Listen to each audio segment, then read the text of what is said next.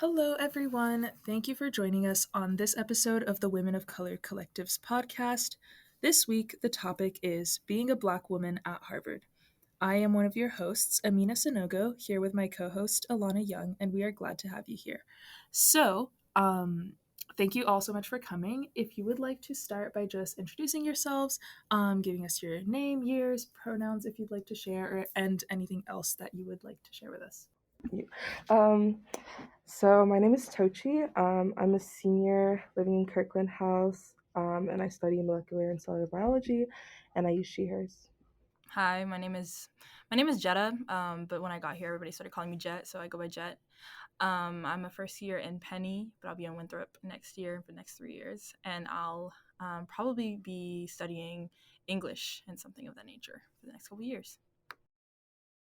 My name is Susan. I'm a sophomore and I live in Dunster, but I'm staying in DeWolf. Yeah, essentially it about me. So the first question we have for y'all is what does being a Black woman mean to you? How do you experience the intersection of that identity? I don't mind going first. Honestly, being a Black woman is the entire reason why I still identify with womanhood, because I didn't say my pronouns. I go by any pronouns and I use all pronouns interchangeably. And I don't really identify as anything. It's more of just like all genders or absence of gender depending on how I'm feeling. But the main reason I still consider myself a woman, still consider myself I still align myself with womanhood is because of Black womanhood. And because I live and experience life as a Black woman. Even beyond my perception, just the way I grew up and who I idolize and who I consider as my role models are all Black women. Like, I am a Black woman, and that definitely defines where I stand when it comes to being non-binary and existing as a non-gender person. For me, I feel like being a Black woman is just like a set of shared experiences. While I don't think Black women are a monolith, I do think there are some things that most Black women go through that we can all relate to, that all kind of connects us. So, like, when I see a Black woman, I'm just like, yeah, I'm in a safe space. So that's what I feel like really defines Black womanhood for me, just like kind of like the sisterhood, I guess. Yeah, I agree with you a lot, Susan. Like, when y'all ask this question, I just feel like it's so loaded because I feel like I know what being a Black woman means to me, but I feel like a lot of Black womanhood is just like projection and like the labels that people put on us, like the stereotype of being like the strong Black woman or like the caretaker of the family and like things like that. And I feel like I don't identify with any of those because like I don't want to. Like I don't want to be like strong all the time, like things like that. Um, and yeah, I feel like it's just a lot about like relating to other Black women and just like the knowledge that like we just know certain things about our experiences because like they're like pretty much same across the board. As a follow up to that, if you don't mind replying, so you talked about how a lot of that definition can be very personal. And so this is a question that goes out to all of you. How would you define, outside of stereotypes and societal views and norms, how would you define what being a Black woman means to you? I think I don't know if this is I don't I think my definition of Black womanhood is ever evolving. I don't think I'll ever have a definition that I could stick with and be comfortable with without adding but also this, but also this. But right now, if asking me, I think a lot of it has to do with legacy for me, and living up to the Black women and femmes who've come before me, and who've set such a brilliant example, culturally, socially, accomplishments wise. I want to live up to that, and I feel an inherent connection to those accomplishments. And I feel like a lot of that, that's where I define my Black womanhood. And not, I feel like that sounds really much like a lot of oh, I'm living for other people, but mainly it's just take so much pride in being a Black woman because of the Black women before me and the community they've built. Because I feel like we've for so long relied on building our own communities, being such a marginalized group, and having multiple like intersections, we've had to create our own community, and in that like have built such a strong connection that like that's why we say like it's a it's a unified experience. Yeah, I completely agree with you. I feel like being a black woman is just being like a dynamic individual. Um, it means like doing my hair like every Sunday and like wearing gold jewelry because like my mom wears gold jewelry and like things like that. And I feel like it's just like carrying on like these traditions that like mark our identity that like nobody else does, like or like no other um like race or ethnicity of women does, like but us. Um, For me, it's like really hard for me to define what being a black woman means to me because I really just try to like I just try to like do what makes me happy, which is literally so hard. When I think about being a black woman, I just think about like my style, my personality, the way I interact with other people. And I think that like because I'm a black woman, that's intrinsic to like me being a black woman. I don't know if that's an answer that you guys are looking for, but it's really just like my personality. There's no way there's no way to like separate like me from like being a black woman. Like it's all intertwined. I so heavily agree, especially like the idea of like just being happy, because I feel like so much the way black womanhood was defined outside of black women, like it was defined for us and put onto us.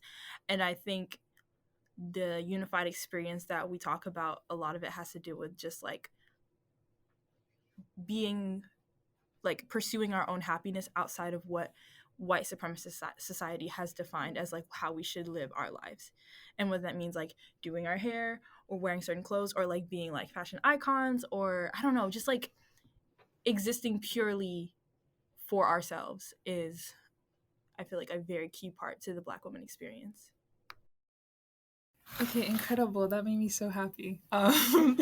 So our next question for you is, how has your experience with being a black woman shaped your time at Harvard so far? And you can feel free to share any experiences or things that you might have noticed that specifically relate to black womanhood.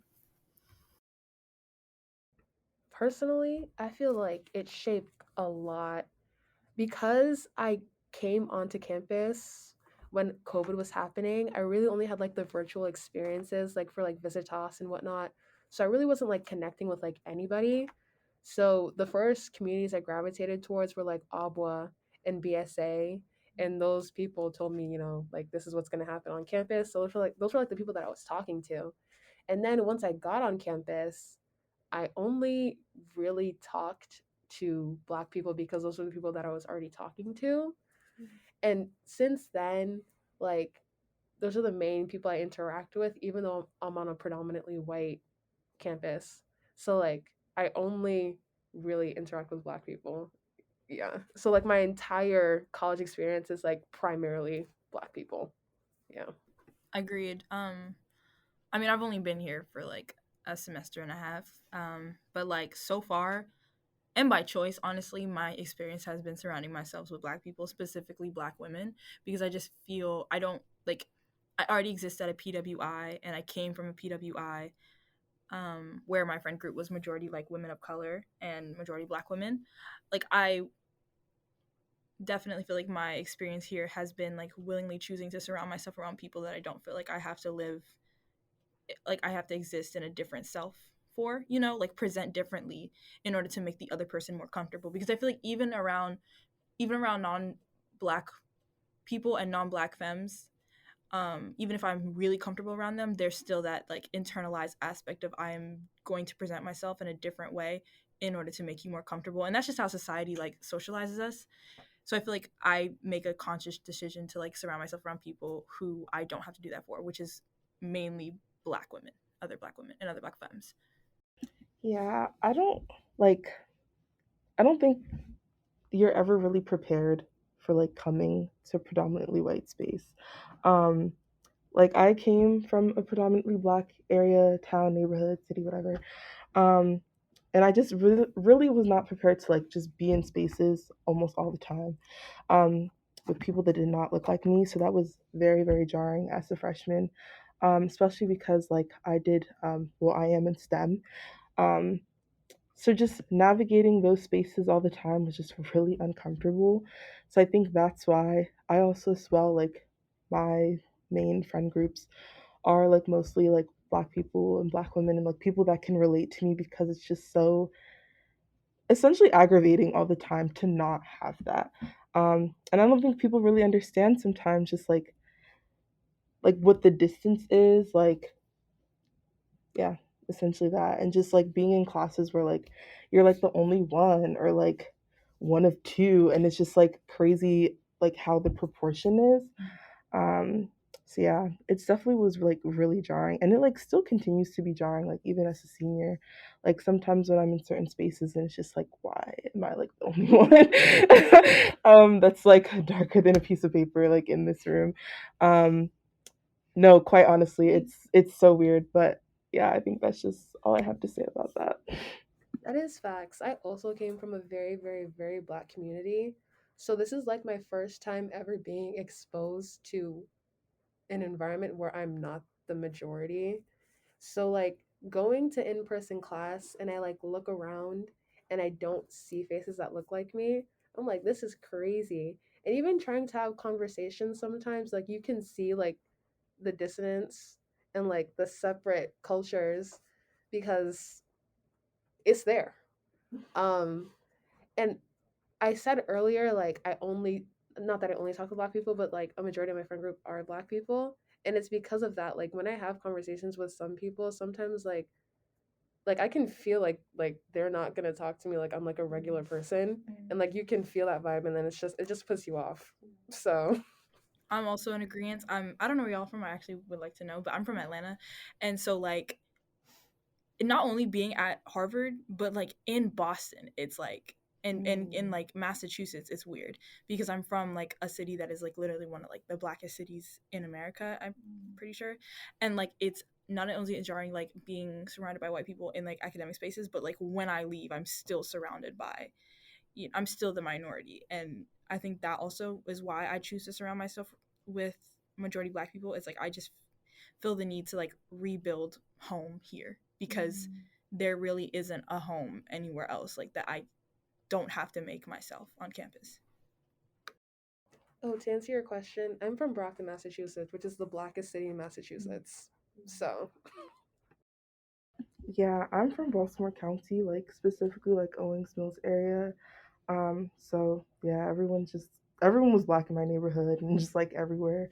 But yeah, like to your point about just like not just like Harvard, but also just like Boston. I remember like the first time I went to a party that wasn't explicitly like a BSA or like, No, and I was actually. just so confused by like, oh, like this is a networking session. Like no one's dancing, like no one's doing anything. Like it's just like standing around drinking and talking, and just even little things like that where I was just like, my definitions aren't the same like as everybody else's. And yeah, it was just really surprising, and I didn't know how to like handle that. you are so brave. I have yet to go to a non-black party. Everyone, all my friends who have gone, they're just like, yeah, it's not worth it. So I'm just not. No, I'm really avoiding them like the plague. Okay, so I actually had a question about a topic that y'all have already touched upon, kind of. I was wondering if you guys could describe more of your experience with code switching, especially if you did not come from a PWI and it's something that you never really had experience with before. So okay, so it's actually like for me, I didn't go to a PWI until ninth grade, until high school. So like I don't want to act like I didn't spend a lot of time around white people, but my mom did make a conscious decision to put me in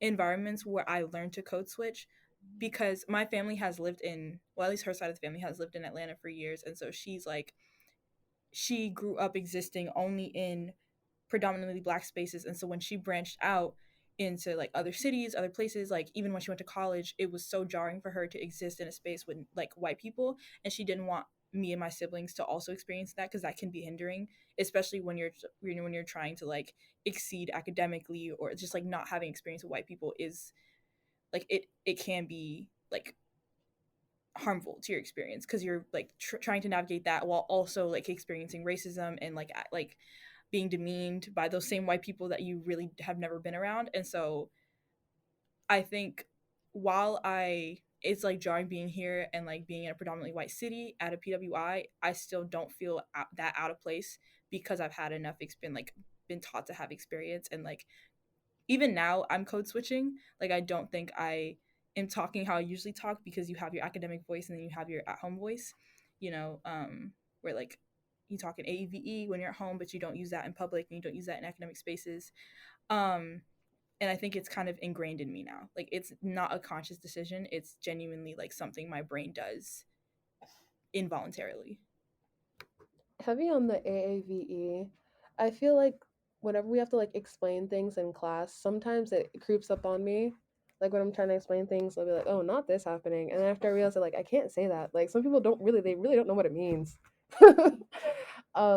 But like in terms of like code switching in general, I can code switch with my African parents. Like I know how to do that, and then I can code switch for academic settings. But again, I've never really been in like white social settings for me to really know how to like I, it's I'm at a loss. I just I talk a lot less. So if that's code switching, maybe. Yeah, I feel that. I feel like it's not also like choosing certain words over others. For me, it's also been like things like tone. Like, Yes. I feel like sometimes like I catch myself like speaking higher, and I'm like, I actually don't speak really high. Like I have a slightly deeper voice, and I'm like, sometimes I'm like, I'm talking like this, and I'm like, oh no, that's not how I speak. So I feel like it's also like other things like that, like making sure like, oh, you don't come off as too aggressive, or like other things like that that kind of play into how I like present myself like verbally and like articulate myself. Um, yeah, but it definitely is like a problem. I feel like I think a lot of Black students like relate and have like conveyed similar sentiments of like when we're like alone, there's definitely certain conversations that happen like, but like when we're like with other people in like non-Black spaces, like we do talk differently. Yeah. Okay, I was just gonna say I've realized now that like I feel like I talk less just to seem not as imposing as, as people might think. And because like I'm not comfortable, which again I should really fix. Like I should just be able to just, let it spew out if I want it. So I completely agree, because it's like a lot of it isn't just changing my vocabulary, but like how I talk. Like I find myself talking like this a lot of time in class, and like stuff like that, and it's just to assimilate and to like appear a lot more normal. And like when I got here, I actively decided to make the choice to stop doing that. Like when I catch myself doing it, to not necessarily like go back, but to like understand why I'm doing it, and to maybe like shift around a bit, because I don't want that to be a thing I do in the future. Like I'd like for that I'd like to make enough progress to where in the future I don't feel the need to act differently, and just because I'm in front of white and non-Black people. heavy on that. Like when I'm explaining something, I'll say like if that makes any sense. Like I know that makes sense. Like I just said it. But like I feel the need to like add like these little niceties just to make sure like it's more palatable, which is wrong. I should stop. But like you say, like I should stop. Like I feel like even that's like putting the blame on yourself. Like it sounds like we're blaming ourselves for that, when in reality it's because we're taught to do that. Because when I didn't do that, it was an immediate like, why are you talking to me in that manner?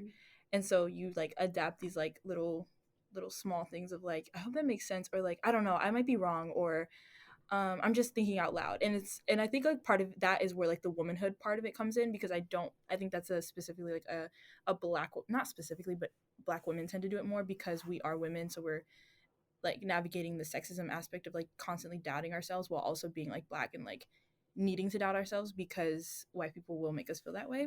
And that's where the intersection comes in. But yeah, I agree. Like I want to make a conscious decision to stop doing that, because I know I make sense. Yeah. Awesome responses, y'all. Thank you. So our next question is a little bit more delicate. Feel free to share as much or as little as you'd like. So have you experienced any marginalization here because of your identity at Harvard? And if so, how, or would you feel comfortable like? I think the most blatant moments of like, wow, like I really am black at a PWI is socially. Like even just this past weekend, like me and my friends had like a run in with a finals club that just really did not sit right with me.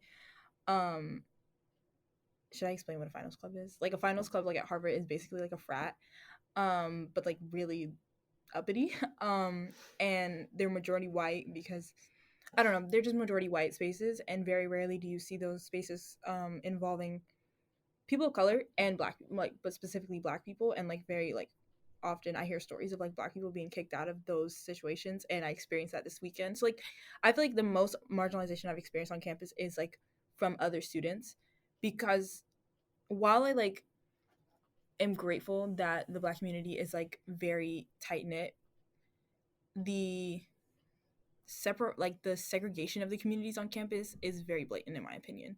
Like it's very clear, like black people party here, white people party here, and that's it. And like of course there are other communities and they're like there's intermingling, but I feel like socially that's where you see the most issues of like recognizing, being forced to recognize your identity. I think I know what finals club you're talking about because I was in a very similar situation that this weekend. But like same with socially, like I took a physics class last semester and I was the only black person in the group because we had like a group project and like we were giving ideas for like a project or whatever and I had my proposal, I gave a proposal and they like just didn't consider it. Like they just said okay, moving on. And then they went with this other dude's idea and I was just like guys, like we didn't even like discuss possibly doing my idea and like there was no explanation why, so I can't say oh it's because I'm a black woman, but like yeah, like I just felt really unheard. Like I was just like, so why am I even in this group if we're not even gonna act like we're all equally partners in this group? Yeah, I relate to that heavy. Like, I learned pretty quickly that, like, since I've taken so many, like, lab classes and, like, project based classes, like, I would purposely, like, find out which sections, like, or times that my friends were trying to be in so I could get in their section. So I'd always have, like, someone. And I wasn't in a position where I'd have to just group up with strangers or just kind of be, like, the last one standing because, like, no one would really, like, want to group up with you. And I think, kind of like what you were saying, like, no one ever says the thing like, oh, racism or whatever. But I feel like with our experiences, you always kind of know that's the difference, even though no one's blatantly saying, I'm not grouping up with you because you're black. But like, you kind of know that like there's a difference between who people are like flocking to for like certain like STEM classes and things like that. And, you just know that skin color is the difference. And it'll be like really small things. Like last year, like with Zoom classes, we had to do like the popcorn things. And you had to like pick who you go next. Like no one knows anyone, mind you. Each time I was last every single time. Why is that? Like I was like, this is a weird pattern that's erupting. Like why do people just like why do I always end up being last? It's just not fun. I wouldn't like I'm aiming to be a humanities major, so like I'm interested to see how that, because I definitely hear a lot of like issues within STEM, like is like I feel like the racism and misogynoir is like way more blatant. But like also I am a first year, so like maybe I just haven't had enough experience in classes to speak on like the academic aspect of it, because I will say like I haven't like I don't feel like I've experienced a lot of blatant moments of like disrespect in regards to my identity in my classes. Mainly it's been outside of classes, having to do with like one-on-one situations and like interpersonal relationships. This question is kind of related. It's how has being a black woman affected your interactions in romantic relationships, friendships, and other ways of relating to others? I can speak to this like a little bit first. Um, so not just like in terms of personal experience, but I just feel like in general, um, short answer, it's hard to be like a black woman and then like date, not just on this campus, but I think in general. Um, and I think this is a conversation where not just blackness comes into question, but like colorism and like texturism and like even if you are a black person that like you're not finding it hard to date, I definitely think it is like a certain type of black person as well that's not finding it like difficult. And like there's other concepts that come into play like fat phobia and like desirability and everything. So I think depending on like how many more intersections you have, not just like your blackness and your womanhood, like it just makes it like exponentially harder. I feel like with every growing like marginalized identity that you like own. Yeah. For me, my experience is kind of hard to explain because while I did come from like a majority black community, it's majority black because a lot of the people who live there are Cape Verdeans. And Cape Verdeans, they have a very distinctive look. Like they are the light skin with curly hair. Like that is the only way to describe it. And I really wasn't that. So growing up and I see like the literally what society puts up as the most pretty black woman everywhere. I really like coming out of high school, I had like my confidence was like in the dumps. I was like, I'm not what people find attractive. Like I like all of high school, I like didn't do anything romantically because I really just didn't have the heart for it. I didn't have the confidence for it. It was just not me. So then coming into college, I was like, oh, I'm gonna be in my whole phase. Like we're gonna try stuff out. Like we're gonna blossom. We're gonna be a butterfly, and that didn't happen either. Um, my sweet mate, love her. She was just like, you're not gonna do that, and I'm in a really nice relationship, so thankful for that. But I really didn't start to see myself as pretty until I met people here who were like, you really are pretty. Like you really are worth it. And it's not that someone had to tell me I was pretty, it's just I had to like believe it, and it I believed it more coming from people who I trusted. So yeah. I feel like okay. High school was weird because I was closeted in high school, but like I didn't know, and so I spent a lot of time like I feel like my like dating experience is kind of weird in high school because I was like interested in dating, but like not interested in like what I thought were my options because I just was not like I'm not attracted to men, lol.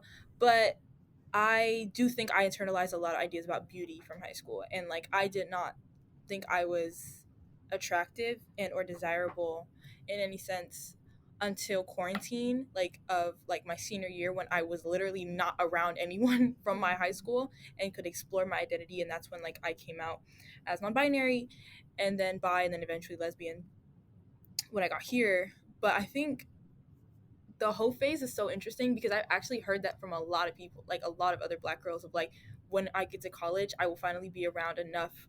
I will be in a big enough community where I feel like I could actually start exploring. And then you get here, like, wait, maybe it's kind of the same thing of like, there's still those roadblocks of like being a black woman trying to date.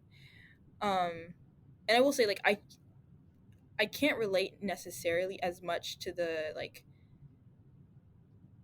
I don't know, just in general because like I don't know. I feel like being lesbian kind of affects the way I experience the dating, the whole like being a black woman dating thing, especially because like I'm not really interested in anybody other than other black women. So it's like I kind of just like my whole circle, like all of my circle is basically black women because I really only make friends with black women and I only really am interested in black women. So I feel like my experience is kind of weird in that sense. This is not my own testimony, but I do have friends that are guys, and they have said they have heard other men say things like, "Oh, I'm never gonna date a black woman" in front of like black women. I'm happy I've never had this experience, but I just wonder like how many people have experienced this before, and it just seems like something that like would really hurt you.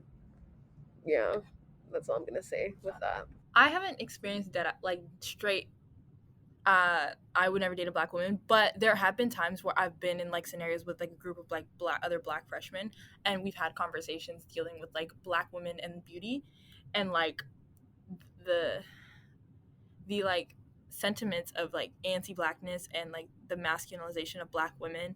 Like there was an entire like group of people arguing that Megan Thee Stallion was masculine just because she looks the way she does, and there was like at least 8 of us of Black girls being like, that just does not make sense. The only reason you're saying that is because she's a Black woman, and because she is not like super light skinned and she's not super thin and she has curves, but it's like, and she's like openly sexual and like it embraces her sexuality. But like, I think it's so interesting though, like how willingly so many of like other Black people on campus will like degrade Black women in front of Black women, and then honestly like not even realize they're doing it. Like, I'm just stating an opinion. Like, I don't really think I'm saying that much about, but you're saying so much about what you believe about Black women. And we're just supposed to accept it as well and be like, and just take it. Yeah, I've also thankfully never been in a space where I've heard that because I would not want to hear that like at all. Like, but I have been in spaces kind of similar to what you're saying, Jet, where like people will kind of say stuff around that, kind of like state like certain preferences, um, and state certain opinions that are kind of getting at that sentiment that like I either a don't like Black women or like don't see them as beautiful, etc., etc. Um, and it's like definitely hard to hear. Like I feel like because we hear it so much, it sounds like sad in like a bitter, like jaded way, but like I don't take it too personal anymore because it's just like, wow, another one, like that one TikTok audio, like another one, thank you. Like it just at this point, it's like it is definitely like rolling with the punches, but it does still hurt to some degree that it's just so widely like anti-blackness and like misogyny are so widely ingrained in like so many people to the point where it's almost normal to like know that, or normal to assume that people already wouldn't think you're beautiful or desirable and then be surprised when they do. Like it is really sad that that's the dynamic and like phenomenon that goes on, but it's what we're currently dealing with and what Black women have been dealing with for decades. um, so yeah, it definitely doesn't make it any less painful, but it is like just super normalized. I think also an interesting aspect of it is like, I've said a lot, like, my circle is mainly Black women. And that's true, but, like, of course, that's kind of an exaggeration. Like, I do have, like, guy friends. I do have, like, Black men friends. And, like, I'm not going to act like I don't appreciate them and love them. But I do think the interesting aspect of it is that, like, even they have said questionable things. And, like, everyone has their moments of, like, growth and learning they have to do. But the way Black women oftentimes are still, I feel like we're able to navigate, like when you say you just take it, like we're still friends with people that have like actively said like things that like are anti-Black women. And I'm I feel bad because like these are my friends and I don't want to act like oh they're horrible people and I'm still friends with them, because that's not the case. Like they are learning, they are growing, and like the people I'm friends with are people who like actively have apologized and like made a conscious decision to like fix like the way they think about Black women. But I do think it's interesting that we still are forced to put ourselves in situations where we are usually surrounded by people who don't find us attractive, and if they get the chance, will participate in misogynoir. Um, all right, yeah. So our next question is, do you think that being a Black woman affects your future plans in any way? And how do you anticipate that it will continue to shape you as you get older? Um, so I think like I'm probably going to like concentrate in English and then maybe double major in some sort of like form of sociology that has to do with like womanism and like Black feminism. Um, I just yes, because everything that I want to do in the future has to do with the fact that I identify as a Black woman at the end of the day. Like all of my favorite literature is by Black women. I love Toni Morrison. I love Zora Neale Hurston. Um, we love some good Maya Angelou. I want to write theory. I love bell hooks. I love Angela Davis. A lot of everything, all of my academic interests surround around Black womanhood and like exploring how Black womanhood is constantly expanding, especially like being non-binary and like where I stand on the spectrum of Black womanhood. For me, like looking to the future, I feel like I've always had this pressure to be successful And I feel like that comes from not only my parents, but because I have two little sisters, and I really want to show them like, oh, these are like things that you should do. But because of that, I didn't really like explore much of anything in high school if I wasn't good at it. I was like, if I'm not good at this thing, I'm like not gonna do it. And now that's kind of biting me now, because now I have to really choose what I want to do, and I don't even know what that means.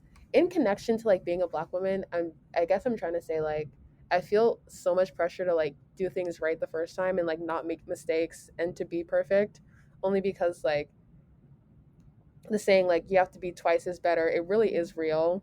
And I really feel like I have to be twice as better all the time, which is just so tiring. But yeah, that really shapes how I look at my future and like what I'm considering in terms of like what I want to be when I leave college, because I have to fit into the view of like successful, which I'm still defining for myself, but it's very hard. Yeah, I relate to that heavy. I almost gave up on STEM because I wasn't good at it, or not good at it in terms of the sense like I was not getting the grades I expected freshman year for sure.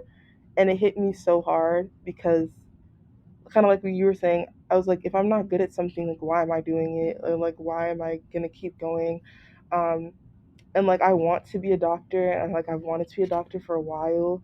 And people always say, oh, we need more black doctors, and like racial disparities. There's so many conversations around that, and it's part of like that's a big like drive for me.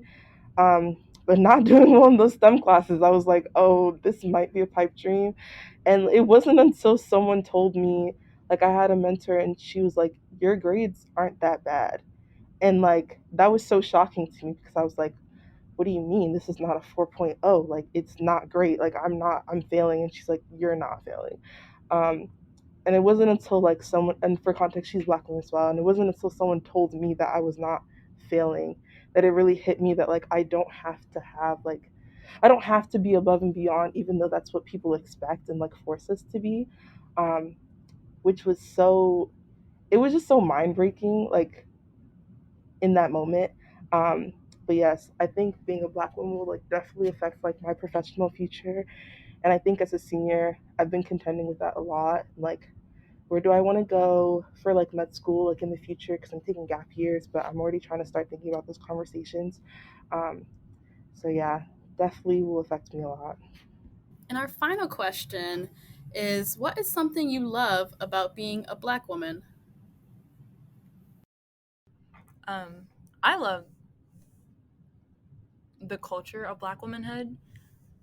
Like, one of my favorite things is to just go on Pinterest and make boards of just different eras and different subcategories of Black women and like the cultures we've created, like streetwear, or you have like, 70s Black exploitation, and like even recently now, like you have, Black femme glam, and like, I don't know, I just love how this sounds corny and cliche because like Black women are always like, oh, Black women, like other people are like, Black women are so innovative, we love Black women, and like it's very empty statements. But like, as a Black woman looking up to other Black women, I just love how we really are the blueprint. And that sounds so corny, but it's true. Like, it's so true. And like when I say, like when I said earlier, like I'm living up to like the Black women who came before me, I mean culturally as well. Like, I hope to contribute to a culture that like the Black women coming after me can look up to and be like, I want to do something like that, or I want to look like that, or I want to be like that, and like create images of Black women that only like that allow us to be like whole individuals, and not just like images that only paint us in like these picture perfect lights, but like images that let us be people at the end of the day. Heavy on that, like how I mentioned earlier, when I define black womanhood as like a sisterhood, it's really that. Like we're really the funniest people I know, the coolest people I know, the smartest people I know. And just to be able to like participate in this culture, it's just such a privilege. Like even though society really tries to beat black women down, I don't think if I got to pick, I don't think I would try and mold myself in any other way, because it really is something that you experience, but there's so much joy in it that I like wouldn't give away for the world. So Agreed. Yeah, I would definitely just say the sisterhood. Um, like I think empathy and like the ability to empathize is so understated, and like truly it's only like other black women that can do that with us. Um, like even things like when I talk to my friends about like, oh guys, what hairstyle are we gonna pick for next month? Like I just like you can't do that with anybody else, like quite literally. Um, and those like very, very specific things to our experiences, no matter how like daunting because of like how people will conceptualize them or project things on you, like I will always like hold these experiences like near and dear to my heart because like you said, like I feel like I wouldn't trade in like any of this for the world, like despite what we face and like the struggles and everything. It's just it's just like a one of a kind experience. I also like would like to add, I think being a black woman is one of the key reasons of why I am so comfortable in my gender identity right now. Like black womanhood is so like it's always evolving, and I can just appreciate that so much. And I feel like black women have been the most accepting of my gender identity and like recognizing like how complex gender is and how I don't have to be a woman to still identify as a black woman. So that's like I love that I don't identify as a woman, but I am still a black woman at the end of the day because it is just an all-encompassing term and like can mean so much all at once. Well, thank you so much, Jet, Susan, and Tucci, for sharing your stories. We really appreciate hearing them. And to our listeners, thank you for tuning in. Feel free to email us at hcwcintern@gmail.com with more podcast ideas. And make sure to follow us at HCWC Women of Color Collective on Instagram for updates on what we have planned next.